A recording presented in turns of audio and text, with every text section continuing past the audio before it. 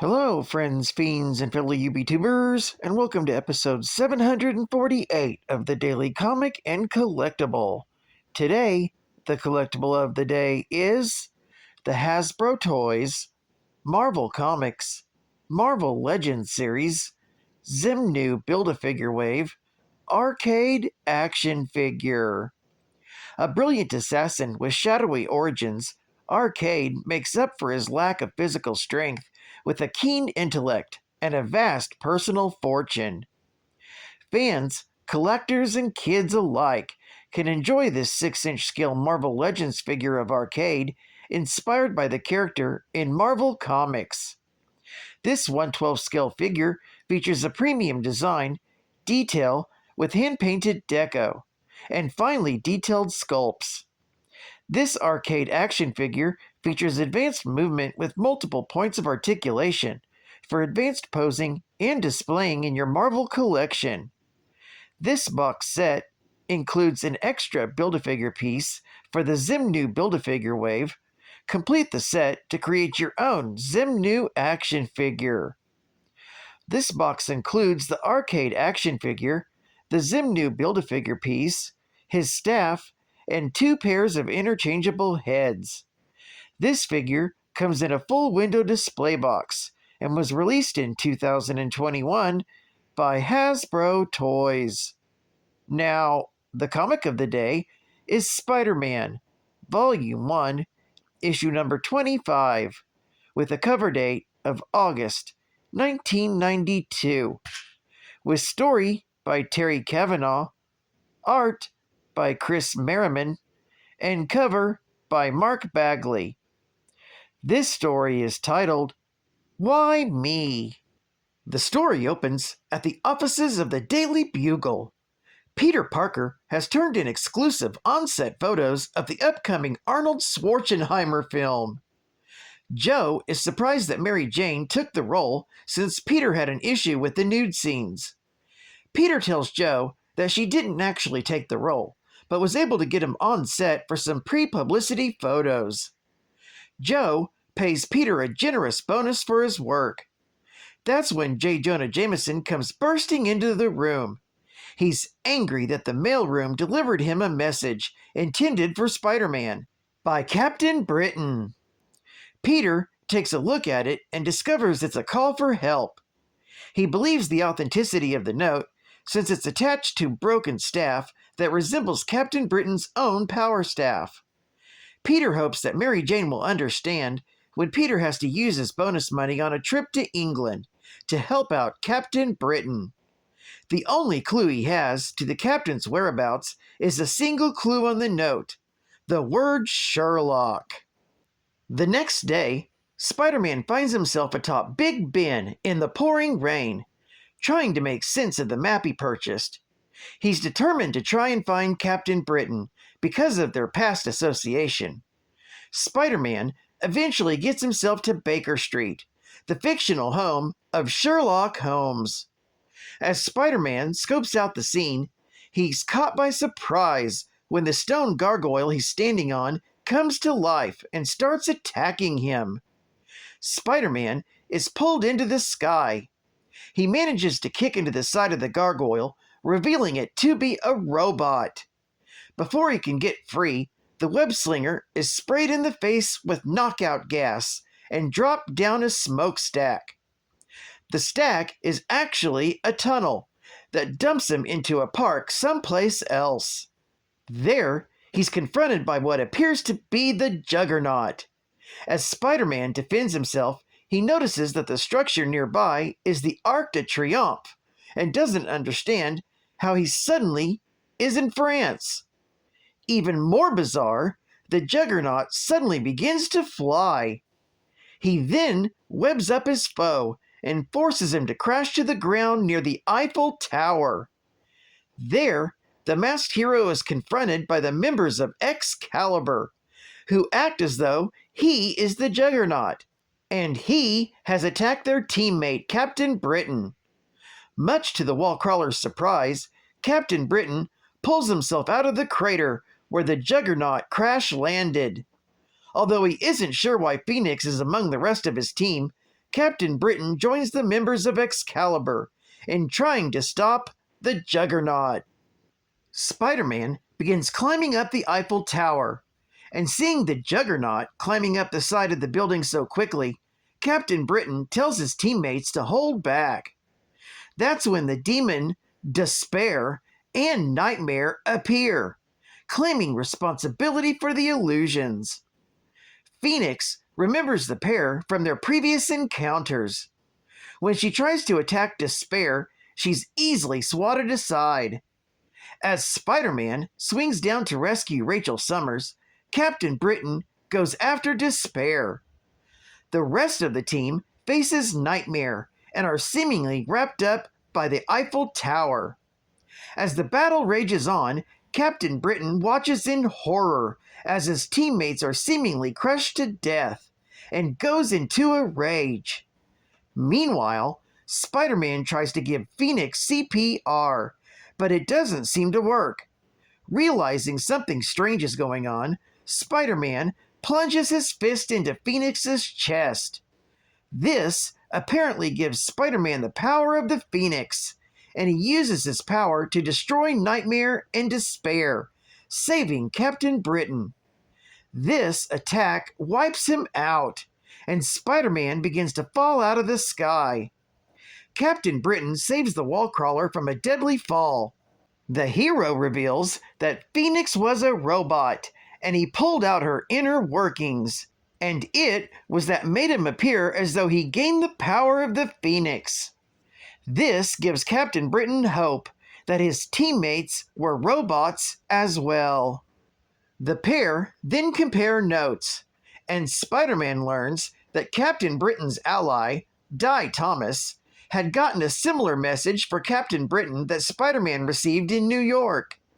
As the pair begin to wonder who's responsible for this trap, they're ambushed by what appears to be the Rhino, Dr. Octopus, the Vulture, the Green Goblin, Vermin, the Lizard, Silvermane, the Tarantula, and the Scorpion. Knowing that some of these villains are at least dead or incarcerated, Spider-Man correctly deduces that they are robotic constructs as well. Captain Britain assures Spider-Man that he can handle the situation, as he's not the wannabe superhero he was when he and Spider-Man first met. The pair make short work of the robots, and they begin wondering who's responsible for everything that happens. Thinking there is an illusionary aspect to this trap, they quickly realize that they're wearing some camouflaged helmets that have altered their perceptions. Upon ripping them off, they discover that they are not in France, but a massive underground complex. The removal of the headgear causes the high-tech equipment to short out and blow up. Thanks to Captain Britain's ability to fly, the two heroes manage to get out before they are caught in the explosions. Later, at Darkmoor Prison, Arcade is visited by what appears to be his assistant, Miss Locke. He explains his entire revenge scheme was orchestrated using some Shi'ar technology he recently obtained from one of their foot soldiers. After he gloats over the useless Earth material he traded the Shi'ar for the technology, he begins to laugh. After this confession, Miss Locke turns out to be Megan, Captain Britain's teammate. She's joined by the Captain and Spider-Man, who reveal that they are alive and well, and that the parole board will be interested in hearing about his recent assassination attempt. This story is continued in Spider-Man, Volume 1, Issue number 26. Geek Fact: this is considered a key issue, being the first appearance of Spider-Phoenix. Even though Spider-Man was never really possessed by the actual Phoenix Force, it was simulated by a bioorganic circuit board webbed to Spidey's back. So in this case, we can say that the transformation still happened, since the bioorganic circuit board did exist and contained the simulated Phoenix Force powers. Bonus Geek Fact: originally answering the call to heroism by becoming Captain Britain, the United Kingdom's greatest defender, the scholarly Brian Braddock, later on found a new purpose as Captain Avalon, defender of his family's destined kingdom. Born to Lord James and Lady Elizabeth Braddock, and the youngest twin brother of X-Men member Psylocke, Brian was destined for greatness, as orchestrated by the wizard Merlin. A deserved scholar with a passion for physics, Brian's life changed after a near-fatal accident, where he was given a choice between the Amulet of Right and the choice of the Sword of Might. He chose the amulet, transforming into Captain Britain under the guidance of Merlin and Roma. This began his journey as a protector of Earth 616 and the British Isles. Though often crossing paths with his twin sister and their unpredictable brother Jamie, Brian's path remained uniquely his, despite Merlin's manipulations. State-of-the-art gaming! The NBA on Game Boy. NBA All-Star Challenge 2, where traveling is not only allowed, it's encouraged. Jam it home as one of 27 NBA All-Stars in the backboard-shattering sequel to the best in NBA Game Boy hoops. In the lane, or from the corner, the hottest, all-new round ball action explodes with Clyde Drexler, Dominic Wilkins, Chris Mullin, Hakeem Olajuwon, Dikembe Mutombo, and more. Hit the hardwood with 6 blistering ways to play, including rock the rim slam dunk, beat the clock 3-point shootout, outrageous over-the-shoulder foul shooting, one-on-one, accuracy showdown, and NBA All-Star Tournament. So play NBA All-Star Challenge 2. Only for Nintendo on the Game Boy. Don't you wish your geek facts were hot like me? Don't you wish your geek facts were hot like me? Don't ya? Oh yeah, don't ya? Meow, don't ya? The best part of waking up is a geek fact well thought out.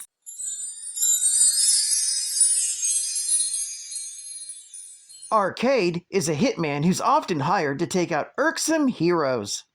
While he's normally rather successful, he rarely fares well against true superheroes. Arcade kills victims by trapping them within his murder world, for whomever would pay the millions he charged.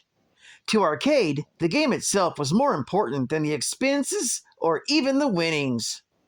Arcade was also contracted to kill various superheroes, from common foes like Spiderman and the X-Men to other targets like Puck and North Star of Alpha Flight, and even Ghost Rider.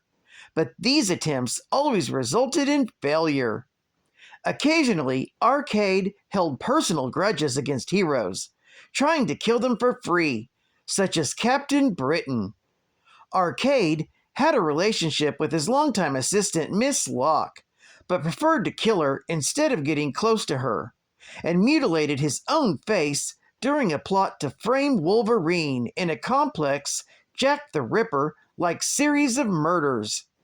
His plot was defeated by Wolverine, Gambit, and his former ally, Martinique Jason, the daughter of Mastermind, who left Arcade in a state of delusion. At some point, Arcade recovered and returned to his usual modus operandi, capturing heroes such as Spider-Man and the Black Cat, but escaping capture. Arcade and White Rabbit attempted to kill Wolverine and the Black Cat, but failed. He also appeared to have a relationship with White Rabbit, but they ended up breaking up. Well, I'd like to thank you for joining me for another Daily Comic and Collectible, and I hope to see you again Wednesday. This is Cat Fan Comicsman, and I'll catch you on the flip, baby. Over and out.